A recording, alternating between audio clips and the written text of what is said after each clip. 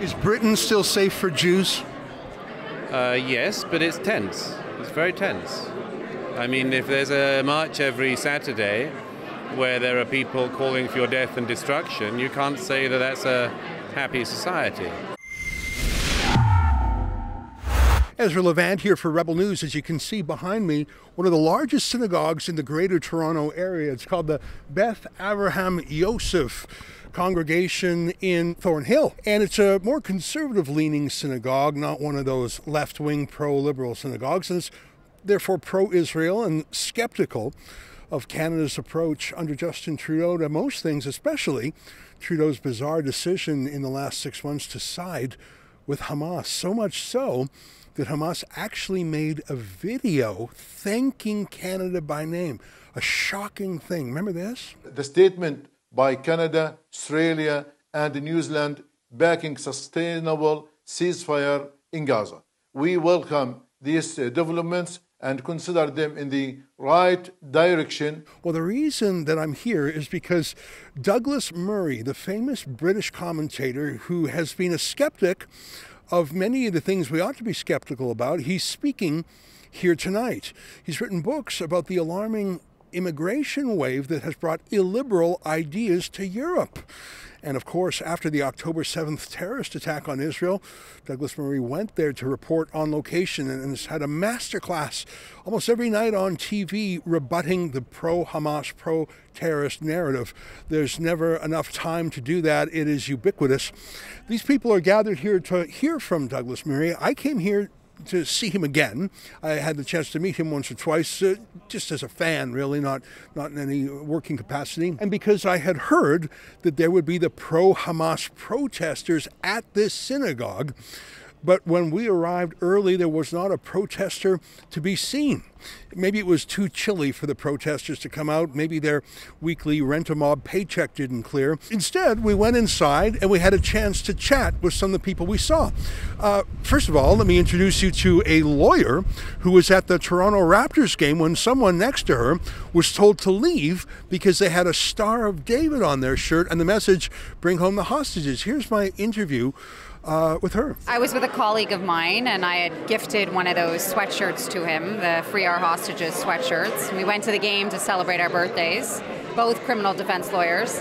I'm a season ticket holder, love the Raptors, love the city. And he happened to be wearing a sweatshirt. I wasn't. I had come from court that day and we were sitting in our seats, got up to go get a drink. He was approached by a security personnel and told to take off his sweatshirt. Now, I know that most sports events are non-political. It's a place for people to go and just relax of all political backgrounds. But I know that the Raptors have had Black Lives Matter evenings. They've had Ukraine support. Those are pretty political. Did they give an explanation? Well, it's funny, that night coincidentally was Caribbean night. So all of the players were wearing Black Lives Matter t-shirts. Just so happened to be that night. You know, in our view, the actual message was non-polarizing. It was really a message of peace and hope that all the hostages come back home. It did have a Jewish Star of David on the corner. Surely that can't be a banned symbol any more than wearing a cross on a necklace. Well, it's funny. That's what sort of sparked her attention, the security personnel's attention at first. And she said so. She said, "Oh, I think it's like a flag." And we tried to remind her that it's not exactly a flag, it's a Jewish symbol. And then I said to her, we're both wearing our dog tags. I was wearing like a Jewish Star of David that I'm wearing today, you know, in the shape of an Israeli map, which is arguably more political than the back of the sweatshirt at the time. And her position was, let me call the manager. Manager comes and says, listen, we're not allowing any political messages. And we tried to understand what the political message was from his point of view, but just couldn't articulate it. Now, do you think he was motivated by any personal politics, or was he just caught in the headlights and said, I'm panicking, I don't know what to do? Like, do you think he was a personally motivated guy, or was he just trying to be a rule follower? I'm not sure. I mean, it could be a little bit of both. I mean, I think he was trying to interpret the message, and he kept saying, you know, it's because of the war, it's because of the war. So I think from their perspective, they're trying to keep all of anything that's related to the war outside of the arena. But to be quite frank, it's a message, in my opinion, that doesn't fall under the umbrella of a political message. Now, what happened to your colleague? Is he banned, or just... No, he was given the option to either take it off, cover it up. They ran down with a Raptors t-shirt and said, hey, put on the t-shirt. And he said, that's not going to happen. And we asked them, so what are the consequences? And they said, you have to leave. So our position was, we're not going to take it off. We left. And is anything still, are there any loose ends, or is it over? We're still trying to decide where we may take this. As far as I'm concerned, I'm still thinking about what our best route is. Personally, it has nothing to do with me. It's about whether or not this type of message should be accepted in the arena, and it really should be. So that's our goal. Our goal is to make sure that the MLSE understands that this is not a political message, that it's no different than Every Child Matters, Black Lives Matter, LGBTQ+, same type of messaging. Well, thanks very much for sharing that story. It's frustrating to hear because the Jewish symbol, the Star of David, is also on the Israeli flag. Correct. But the Christian symbol of the cross has got to be on a dozen flags. Absolutely. And if you were mad at Switzerland, or if you were mad at Malta, and you banned someone from wearing a cross necklace, people would say, you're nuts. Yeah, no, I mean, I thought about Maccabi Tel Aviv, which is obviously a basketball team, wearing that shirt at the next game, which equally has a very large, Magen David on the front of it. And so where do we draw the line? And I think the concern from MLSE is what's next? Like, do we bring out other people who are now going to protest that message, and what are we turning our arena into? So I understand the concern, but I think that has to be policed with, some delicacy.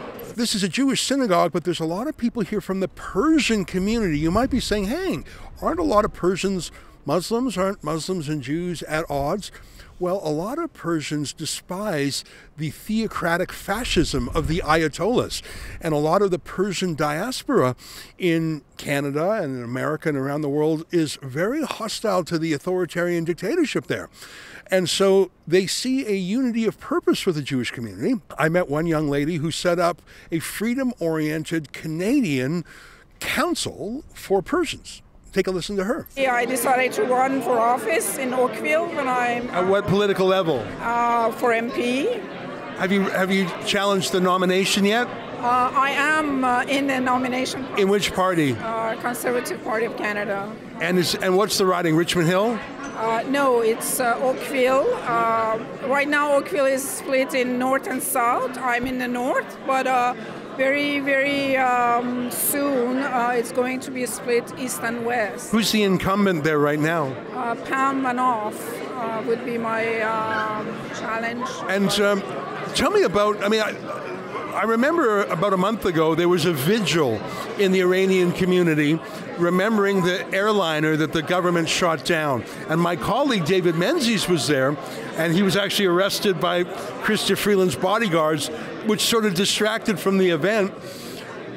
A lot of people who are of all walks of life, but a lot of Iranian Canadians don't understand why Canada has not yet declared the Republican Guard Corps, which a terrorist group, because it's regarded as that by other countries.